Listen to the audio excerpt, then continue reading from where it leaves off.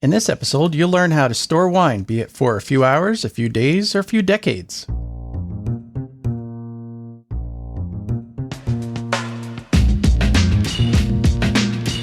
This is the Inside Wine Podcast. I'm Joe Janish. I'm a certified specialist of wine and been tasting, promoting, and teaching in the wine business since 1996.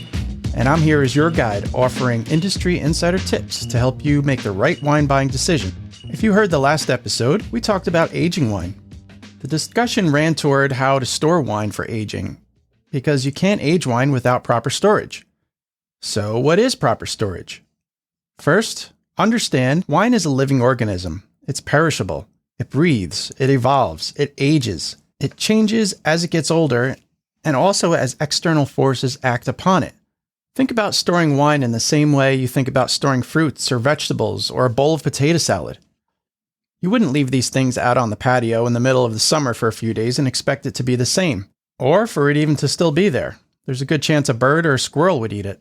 Similarly, a bottle of wine wouldn't retain its original condition if left out on the patio. And there's a decent chance that your neighbor would swipe it.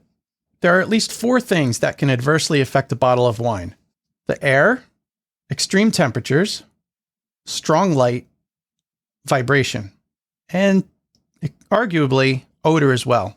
So maybe there are 5 things. In other words, you don't want to keep your wine bottles in the same place where you keep your garlic and your onions. Seriously, over time, it could really have an effect on your wine bottles. So we want to protect the wine from these conditions at all times. Let's go through them one by one. First, air. As soon as air is introduced to a bottle of wine, the wine begins to deteriorate rapidly. Generally, you don't have to worry about air affecting wine when you're drinking a bottle within a few days of purchasing it, but if you're going to keep the wine for several weeks, months, or years, make sure the bottle is kept in an area that has a humidity level of at least 50%. Really, it should be closer to 70. 60 is probably ideal, but if you don't have a $50,000 wine cellar or a wine fridge, just make sure the storage area isn't too dry or the cork could dry out and allow air to get in. All right, second, temperature. The best temperature for wine is between 52 and 58 degrees, and this goes across all types of wine: sparkling, white, pink, red, port. It doesn't matter. That's the temperature range that you want to keep your wine, ideally, 52 and 58. You want to stay within that range whenever possible. Now, if that's impossible, you want to stay at as low a temperature as possible that is consistent. And you'll be fine with a spot that's consistently between 40 and 65 degrees, as long as it doesn't fluctuate more than 5 degrees either way. So, in other words, you don't want a place that's 52 degrees most of the time, but can spike up to 100, like a garage or maybe an attic. You're better off in an area that is almost always 65 degrees consistently, rather than one that fluctuates wildly. It's these wild fluctuations in temperature that can really damage the wine inside the bottle.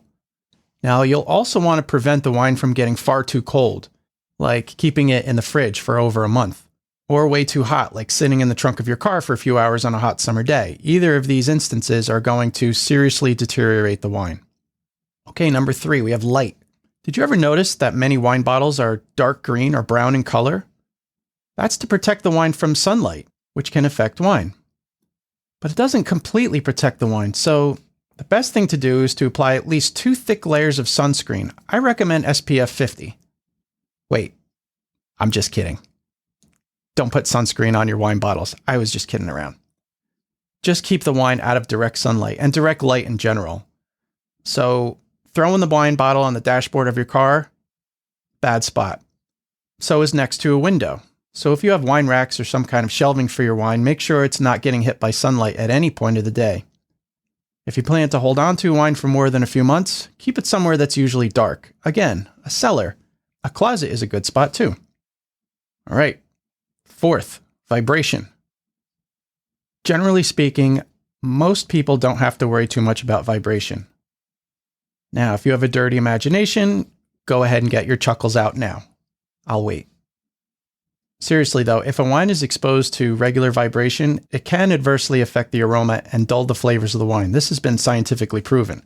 So now maybe you're starting to understand why the top of a refrigerator is a really bad spot to hold that special bottle of $100 Brunello di Montalcino. It gets too hot, gets too much light, and it's constantly vibrating. Keep your wine away from any machinery or large appliances that may cause vibrations, like, for example, a washing machine, a sump pump, an HVAC unit. If you're putting a bottle away for many years and looking to buy a wine fridge or wine cabinet, make sure it's a good quality unit with a cooling system that doesn't cause vibration. That's something you may not think about, but it's possible because the compressor unit and or the fan cooling the air could cause minor vibrations that, over a long period of time, could affect the wine. And when I'm talking about a long term, I'm talking 5 to 10 years or more. If there's a mild vibration and you're holding the wine for a year, probably won't adversely affect it. But over like 5 years, 10 years and more, you don't want constant vibration around that wine. Now, we're also going to talk about humidity, which is related to air. This may be the trickiest part of the equation. If you're storing wine for years or decades, the bottles need to be in a humid environment. We're talking like almost rainforest humid, a minimum of 50% humidity, up to 70%. Humidity is necessary to keep the corks from shrinking. If the cork shrinks, air gets in, destroys the wine. The scientific term is oxidation. Now, if winemakers would just put screw caps on all their wines, we wouldn't have to worry too much about this. But until then, you need a humid place for aging your wines. Now, a special note.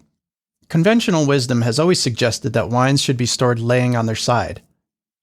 That's why wine racks are set up the way they are. The thinking was that you keep the bottle on its side so that some of the liquid of the wine stays in contact with the cork to keep the cork from shrinking and thereby letting air in.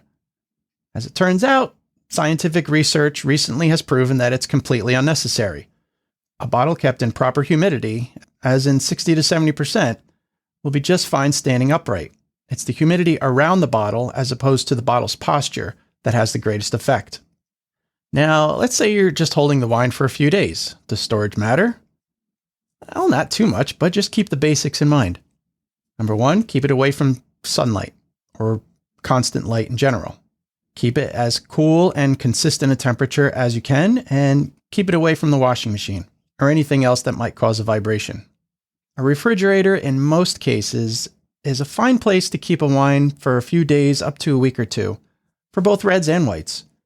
If you want to be really careful, put the bottle in the crisper drawer for extra humidity. But generally, you shouldn't need to worry about the humidity being a factor unless you leave a corked bottle in there for more than a couple weeks. If the wine's a screw top, there's no concern at all regarding the humidity. It just might get a little too cold after a long time. If you'd like to learn more about how to store wine, go to insidewinepodcast.com/4 for this episode's notes and a nifty little cheat sheet. And in the meantime, please be sure to subscribe to this podcast by hitting the subscribe button on your podcast app, or visit insidewinepodcast.com/subscribe.